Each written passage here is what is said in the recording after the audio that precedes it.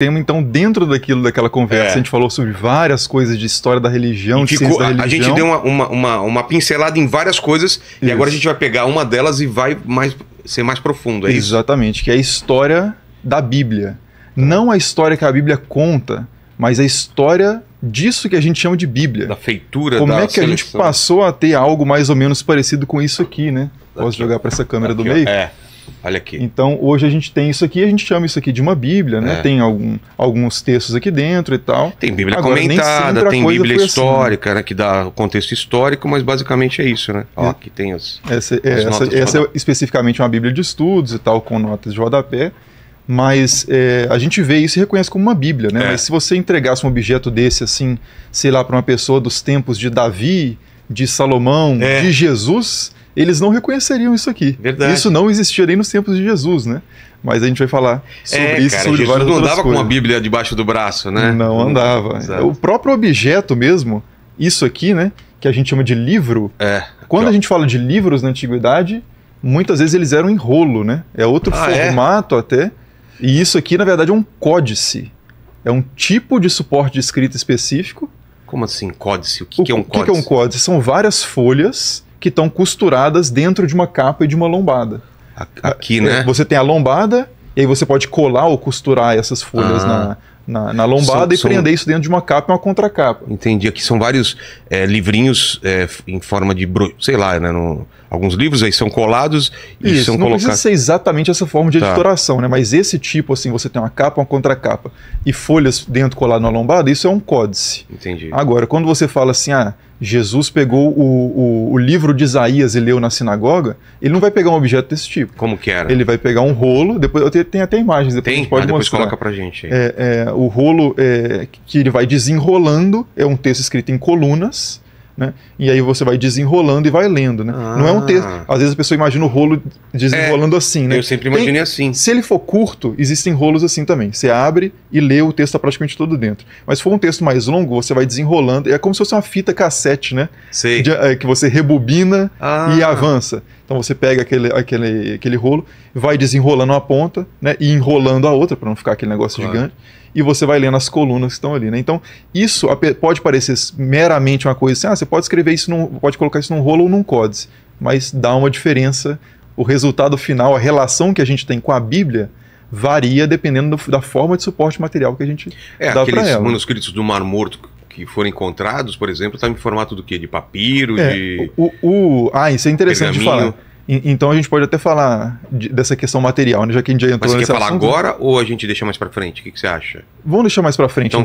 Vamos. A gente começa por onde, então?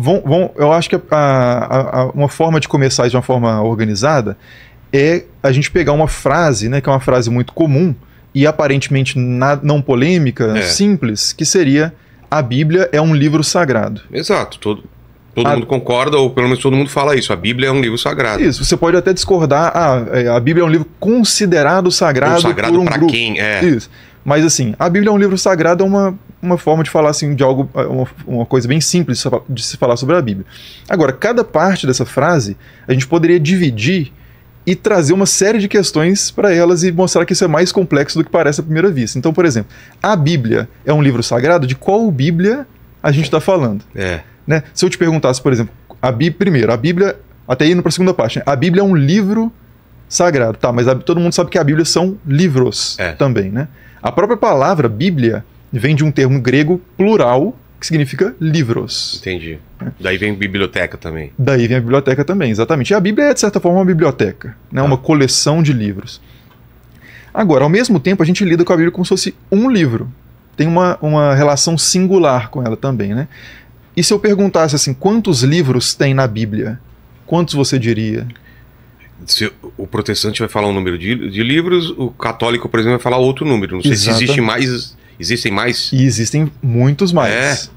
Então, por exemplo, uma Bíblia protestante hoje tem essa questão também. A gente vai falar sobre as Bíblias protestantes anteriores que tinham também um número diferente. Mas as Bíblias protestantes hoje geralmente têm 66 livros, né? 49 no Antigo Testamento e 27 no Novo Testamento.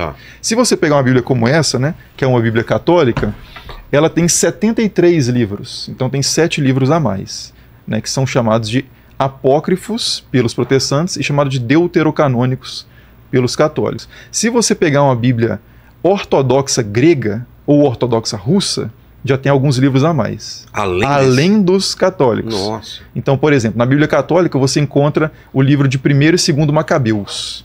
Esses livros não estão nas Bíblias protestantes em geral hoje. Nas Bíblias ortodoxas você pode chegar a ter 3º e até 4º Macabeus. Então, aumenta ainda mais a quantidade de livros.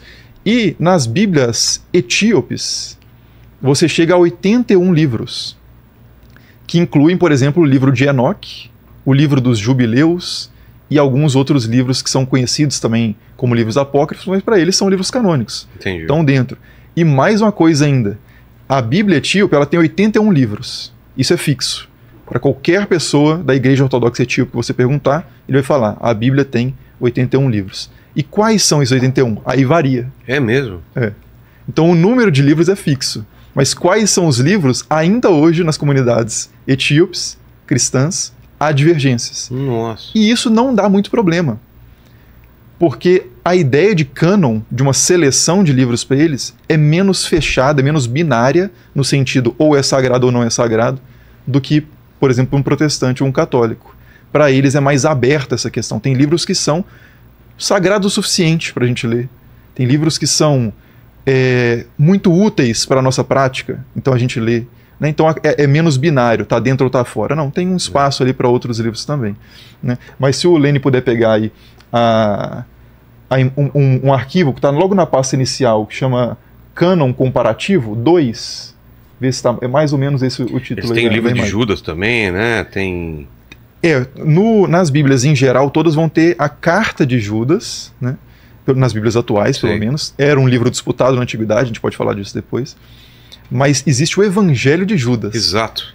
Evangelho de Judas. Que não está em nenhuma Bíblia dessas que eu falei. Sei. É um livro... Nem na Etíope. Nem na Etíope. É um livro que faz parte de outro grupo de textos, que são textos considerados gnósticos, que eram de comunidades que não participaram dessa tradição que sobreviveu até hoje, né? Apesar de ter alguns grupos... Essa imagem? Isso. Essa imagem o que é? Essa imagem, tá um comparativo ali, se puder subir um pouquinho para ver a parte de cima da imagem, tá ali, a Bíblia hebraica tá em vermelho, né? Ou rosa, sei lá. Do lado a Bíblia católica e do lado a Bíblia protestante. E lá embaixo tem mais duas, que é a Bíblia ortodoxa e a Bíblia eslava. Mas aí você vai ver um comparativo de livros, né? Então só para ilustrar, para quem quiser saber quais são as diferenças, eu só encontrei essa imagem em inglês, Entendi. Né? Mas depois só jogar num tradutor aí.